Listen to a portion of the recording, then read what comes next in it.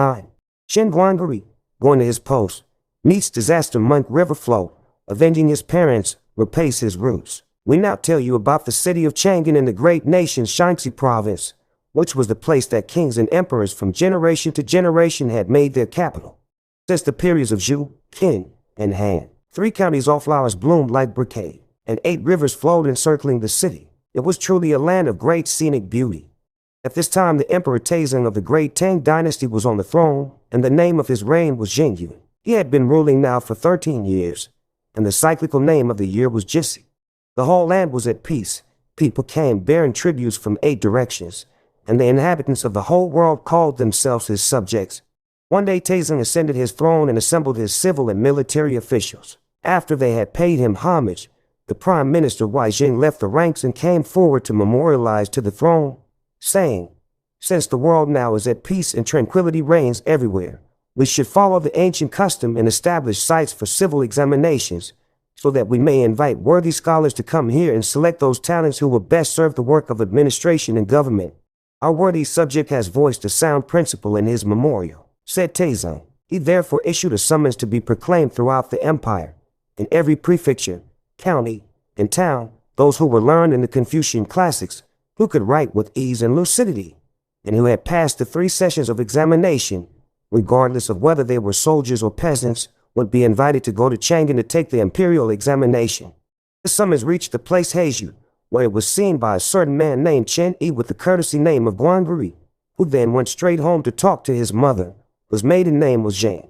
"The court," he said, "has sent a yellow summons, declaring in these southern provinces that there will be examinations for the selection of the worthy and the talented. Your child wishes to try out at such an examination, for if I manage to acquire an appointment, or even half a post, I would become more of a credit to my parents, magnify our name, give my wife a title, benefit my son, and bring glory to this house of ours. Such is the aspiration of your son. I wish to tell my mother plainly before I leave. My son, said she of the Zhang family, an educated person learns when he is young, but leaves when he is grown. You should indeed follow this maxim.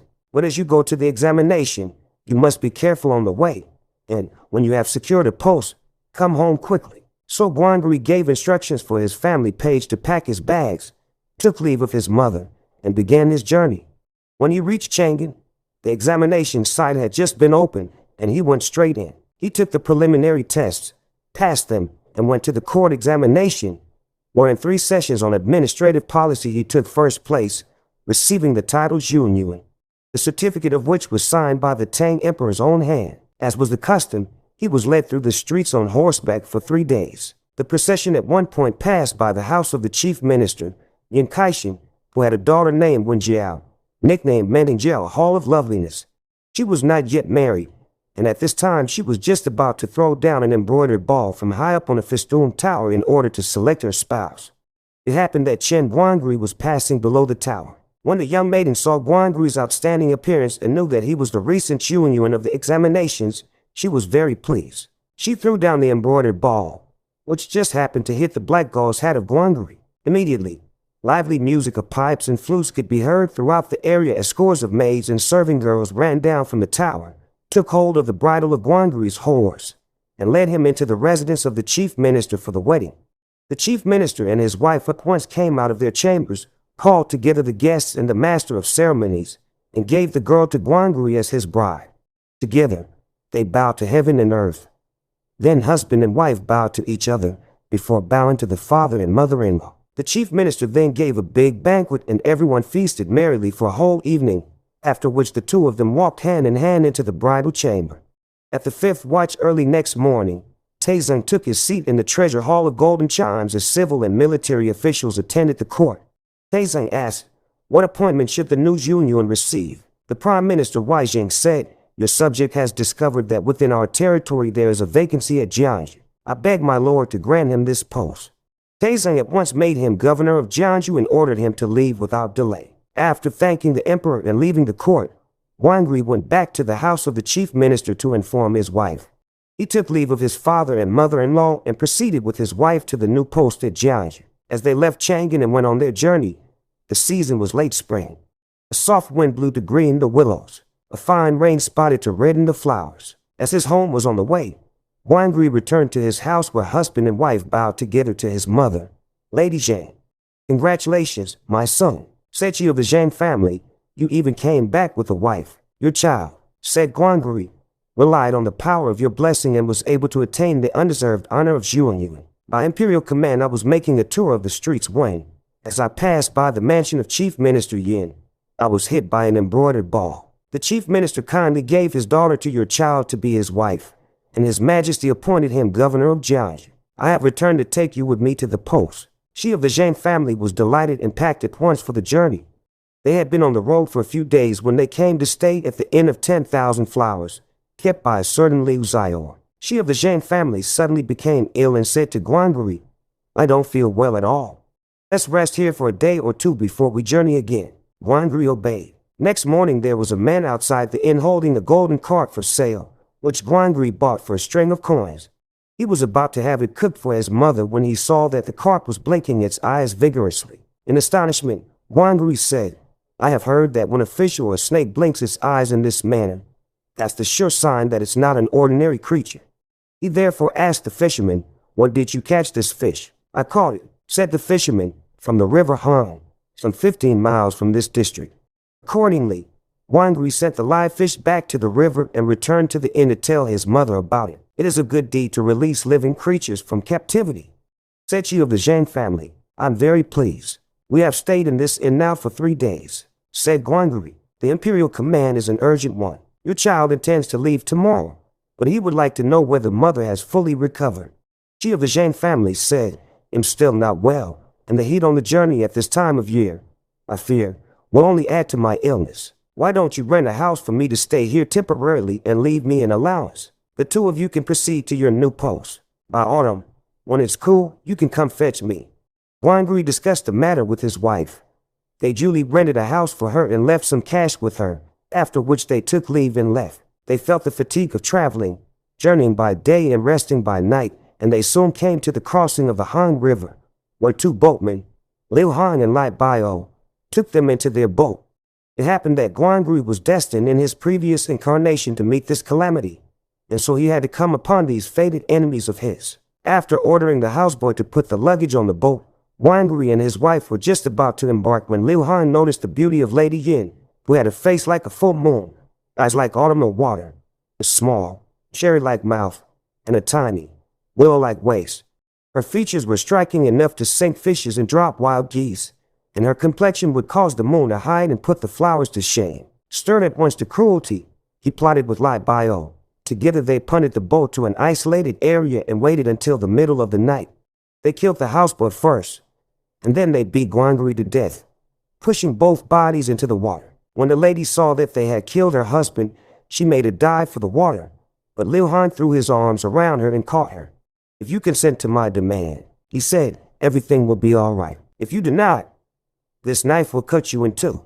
Unable to think of any better plan, the lady had to give her consent for the time being and yielded herself to Liu Han. The thief took the boat to the south bank, where he turned the boat over to the care of Lai Bio. He himself put on Gwangri's cap and robe, took his credentials, and proceeded with the lady to the post at Jiangxi. We should now tell you that the body of the houseboy killed by Liu Han drifted away with the current. The body of Chen Gwangri, however, sank to the bottom of the water and stayed there.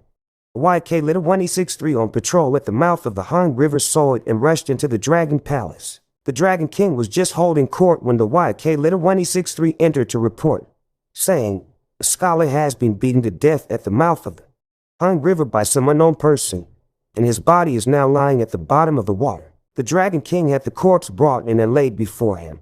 He took a careful look at it and said, "But this man was my benefactor. How could he have been murdered? As the common saying goes, kindness should be paid by kindness. I must save his life today so that I may repay the kindness of yesterday."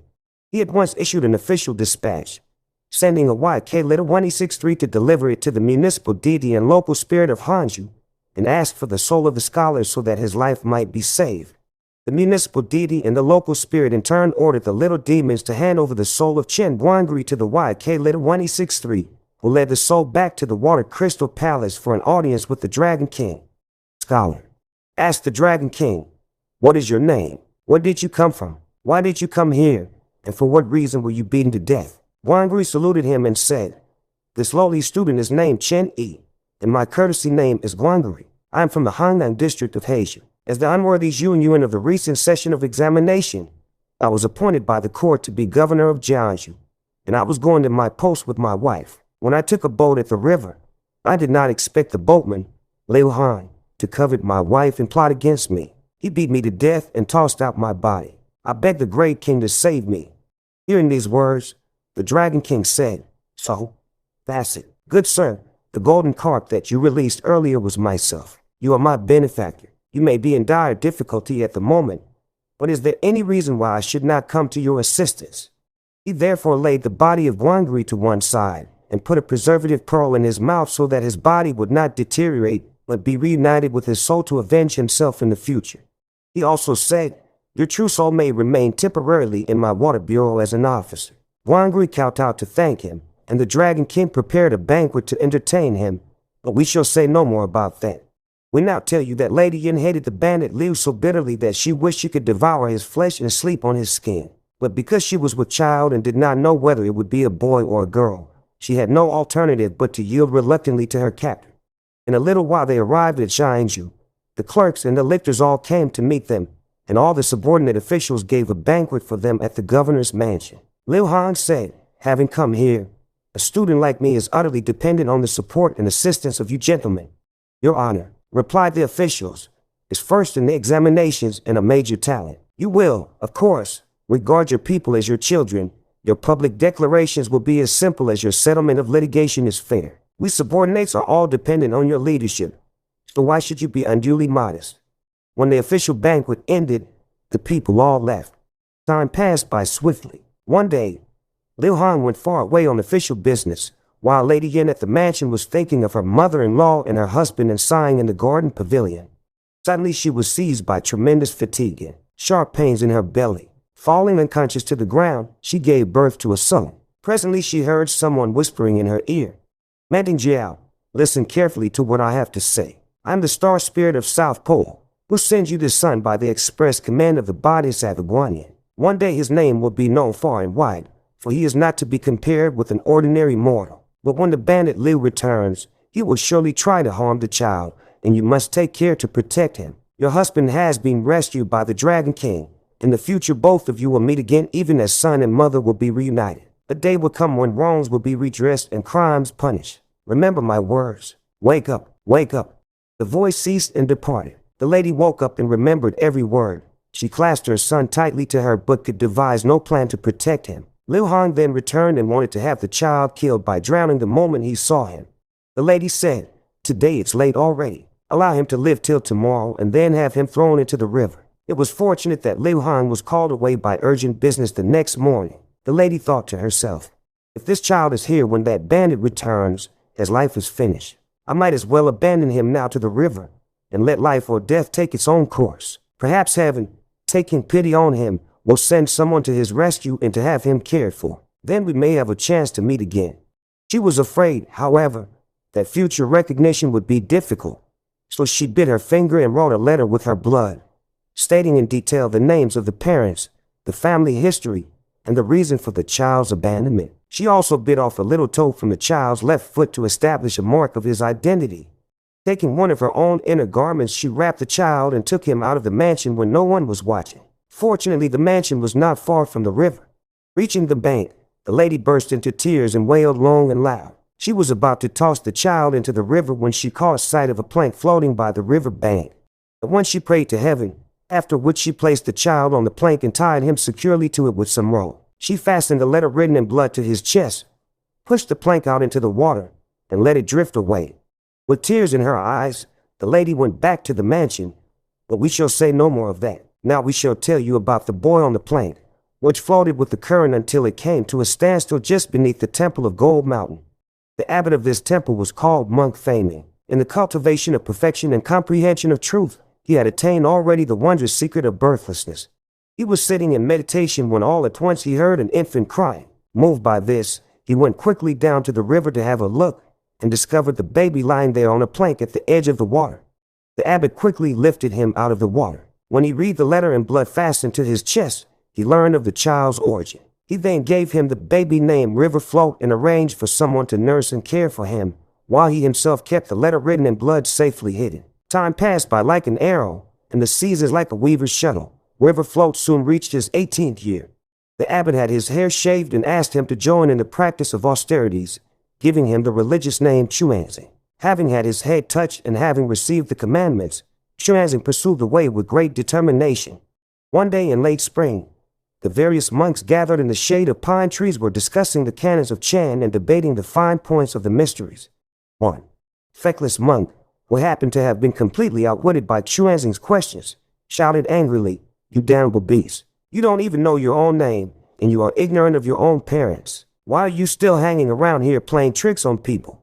When Chuanzing heard such language of rebuke, he went into the temple and knelt before the master, saying with tears flowing from his eyes, "Though a human being born into this world receives his natural endowments from the forces of yin and yang and from the five phases, he is always nurtured by his parents. How can there be a person in this world who has no father or mother?" Repeatedly and piteously he begged for the names of his parents. The abbot said, "If you truly wish to seek your parents, you may follow me to my cell." Chuanzing duly followed him to his cell, where, from the top of a heavy crossbeam, the abbot took down a small box. Opening the box, he took out a letter written in blood and an inner garment and gave them to Chuanzing. Only after he had unfolded the letter and read it did Chuanzing learn the names of his parents and understand in detail the wrongs that had been done them. When Chuanzing finished reading, he fell weeping to the floor, saying, "How can anyone be worthy to bear the name of man if he cannot avenge the wrongs done to his parents? For 18 years, I have been ignorant of my true parents, and only this day have I learned that I have a mother. And yet, would I have even reached this day if my master had not saved me and cared for me? Permit your disciple to go seek my mother. Thereafter, I will rebuild this temple with an incense bowl on my head and repay the profound kindness of my teacher. If you desire to seek your mother," said the master, "you may take this letter in blood and the inner garment with you. Go as a mendicant monk to the private quarters at the governor's mansion of Jiangsu. You will then be able to meet your mother." Chuanzing followed the words of his master and went to Jiangsu as a mendicant monk. It happened that Liu Hong was out on business, for heaven had planned that mother and child should meet. Chuanzing went straight to the door of the private quarters of the governor's mansion to beg for alms. Lady Yin, you see, had had a dream the night before in which she saw a waning moon become full again. She thought to herself, "I have no news from my mother-in-law. My husband was murdered by this bandit. My son was thrown into the river. If by chance someone rescued him and had him cared for, he must be 18 by now. Perhaps heaven wished us to be reunited today. Who can tell?" As she was pondering the matter in her heart, she suddenly heard someone reciting the scriptures outside her residence and crying repeatedly, "Alms, alms." At a convenient moment, the lady slipped out and asked him, "Where did you come from?" "Your poor monk," said Chuanzing, "is the disciple of Faming, abbot of the temple of Gold Mountain." "So you are the disciple of the abbot of that temple?" She asked and invited him into the mansion and served him some vegetables and rice. Watching him closely, she noticed that in speech and manner he bore a remarkable resemblance to her husband. The lady sent her maid away and then asked, "Young master, did you leave your family as a child or when you grew up? What are your given name and your surname? Do you have any parents?"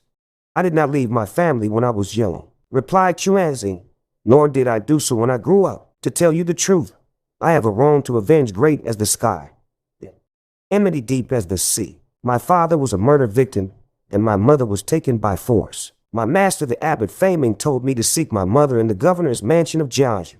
"What is your mother's surname?" asked the lady. "My mother's surname is Yin," said Chuanzing, "and her given name is Wenjiao. My father's surname is Chen, and his given name is Guangari. My nickname is River Flow, but my religious name is Chuanzing." "I'm Wenjiao," said the lady. "But what proof have you of your identity?" When Chuanzing heard that she was his mother, he fell to his knees and wept most grievously. "If my own mother doesn't believe me," he said, "you may see the proof in this letter written in blood and this inner garment." When Jiao took them in her hands, and one look told her that they were the real things, mother and child embraced each other and wept. Lady Yin then cried, "My son, leave at once. For 18 years I have not known my true parents," said Chuanzing, "and I've seen my mother for the first time only this morning. How could your son bear so swift a separation?" "My son," said the lady, "leave at once, as if you were on fire. If that bandit Liu returns, he will surely take your life." I shall pretend to be ill tomorrow and say that I must go to your temple and fulfill a vow I made in a previous year to donate 100 pairs of monk shoes. At that time I shall have more to say to you. Xuanzang followed her bidding and bowed to take leave of her. We were speaking of Lady Yin, who, having seen her son, was filled with both anxiety and joy. The next day, under the pretext of being sick, she lay on her bed and would take neither tea nor rice. Liu Hang returned to the mansion and questioned her. When I was young, said Lady Yin, I vowed to donate 100 pairs of monk shoes. 5 days ago, I dreamed that a monk demanded those shoes of me, holding a knife in his hand. From then on, I did not feel well. Such a small matter, said Liu Hang. Why didn't you tell me earlier? He at once went up to the governor's hall and gave the order to his stewards Wang and Lai that 100 families of the city were each to bring in a pair of monk shoes within 5 days. The families obeyed and completed their presentations. Now that we have the shoes, said Lady Yin to Liu Hang, what kind of temple do we have nearby that I can go to fulfill my vow? Liu Hang said, there is a temple of Gold Mountain here in Jiangsu as well as a temple of Burn Mountain. You may go to whichever one you choose. I have long heard, said the lady, that the temple of Gold Mountain is a very good one. I shall go there. Liu Hang at once gave the order to his stewards Wang and Lai to prepare a boat. Lady Yin took a trusted companion with her and boarded the boat. The boatman pulled it away from the shore and headed for the temple of Gold Mountain. We now tell you about Xuanzang, who returned to the temple and told the abbot Faming what had happened. The next day, the young housemaid arrived to announce that her mistress was coming to the temple to fulfill a vow she had made. All the monks came out of the temple to receive her. The lady went straight inside to worship the Bodhisattva and to give a great vegetarian banquet. She ordered the housemaid to put the monk shoes in stockings and trays and have them brought into the main ceremonial hall.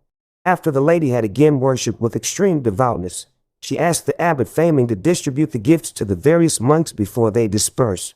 When Xuanzang saw that all the monks had left and that there was no one else in the hall, he drew near and knelt down. The lady asked him to remove his shoes and stockings, and she saw that there was, indeed, a small toe missing from his left foot. Once again, the two of them embraced and wept. They also thanked the abbot for his kindness in fostering the youth. Faming said, I fear that the present meeting of mother and child may become known to that wily bandit. You must leave speedily so that you may avoid any harm. My son, the lady said, let me give you an incense ring. Go to Hanju, about 1,500 miles northwest of here, where you will find the 10,000 Flowers Inn. Earlier we left an aged woman there whose maiden name is Zhang and who is the true mother of your father. I have also written a letter for you to take to the capital of the Tang Emperor. To the left of the Golden Palace is the house of Chief Minister Yin, who is the true father of your mother. Give my letter to your maternal grandfather and ask him to request the Tang Emperor to dispatch men and horses to have this bandit arrested and executed so that your father may be avenged. Only then will you be able to rescue your old mother. I dare not linger now, for I fear that knave may be offended by my returning late. She went out of the temple, boarded the boat, and left. Xuanzang returned weeping to the temple. He told his master everything and vowed to take leave of him immediately. Going straight to Hanju, he came to the 10,000 Flowers Inn and addressed the innkeeper, Liu Xiaor, saying, in a previous year there was an honored guest here by the name of Chen whose mother remained at your inn. How is she now? Originally, said Liu Xiaor, she stayed in my inn. Afterwards she went blind, and for 3 or 4 years did not pay me any rent. She now lives in a dilapidated potter's kiln near the southern gate, and every day she goes begging on the streets.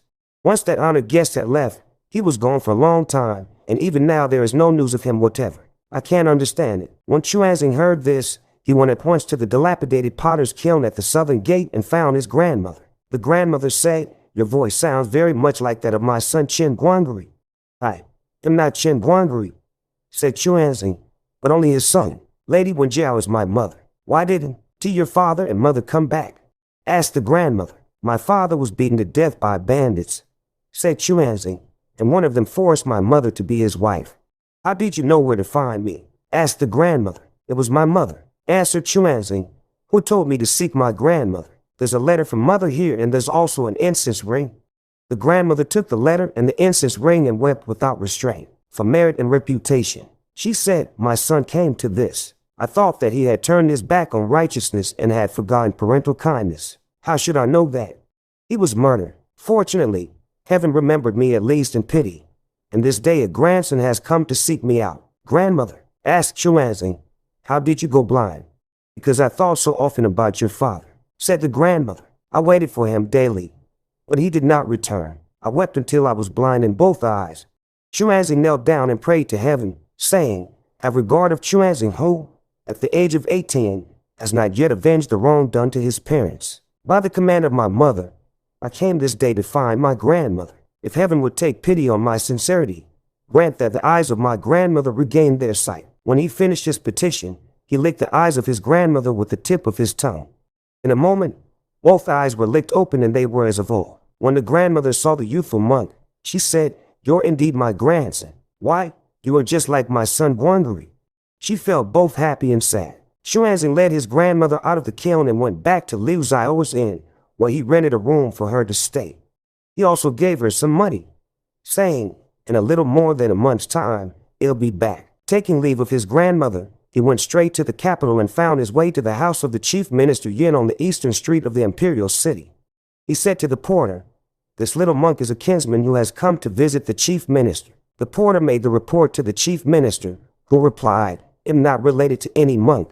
But his wife said, I dreamed last night that my daughter Menting Jiao came home. Could it be that our son-in-law has sent us a letter? The chief minister therefore had the little monk shown to the living room. When he saw the chief minister and his wife, he fell weeping to the floor. Taking a letter from within the folds of his robe, he handed it over to the chief minister. The chief minister opened it, read it from beginning to end, and wept without restraint. Your Excellency, what is the matter? Asked his wife. This monk, said the chief minister, is our grandson. Our son-in-law, Chen Guangri, was murdered by bandits, and Manting Jia was made the wife of the murderer by force. When the wife heard this, she too wept inconsolably. Let Our Lady restrain her grief, said the chief minister. Tomorrow morning I shall present a memorial to our Lord. I shall lead the troops myself to avenge our son-in-law. The next day, the chief minister went into court to present his memorial to the Tang Emperor, which read, the son-in-law of your subject, the Zhuanyuan Chen Guangri, was proceeding to his post at Jiangsu with members of his family. He was beaten to death by the boatman Liu Han, who then took our daughter by force to be his wife. He pretended to be the son-in-law of your subject and usurped his post for many years. This is indeed a shocking and tragic incident. I beg your majesty to dispatch horses and men at once to exterminate the bandits. The Tang Emperor saw the memorial and became exceedingly angry. He immediately called up 60,000 imperial soldiers and ordered the chief minister Yin to lead them forth. The chief minister took the decree and left the court to make the roll call for the troops at the barracks. They proceeded immediately toward Jiangsu, journeying by day and resting by night, and they soon reached the place. Horses and men pitched camps on the north shore, and that very night, the chief minister summoned, with golden tablets, the sub-prefect and county judge of Jiangsu to his camp. He explained to the two of them the reason for the expedition and asked for their military assistance. They then crossed the river and, before the sky was light, had the mansion of Liu Han completely surrounded. Liu Han was still in his dreams when at the shot of a single cannon and the unanimous roll of drums, the soldiers broke into the private quarters of the mansion. Liu Han was seized before he could offer any resistance. The chief minister had him and the rest of the prisoners bound and taken to the field of execution, while the rest of the soldiers pitched camp outside the city.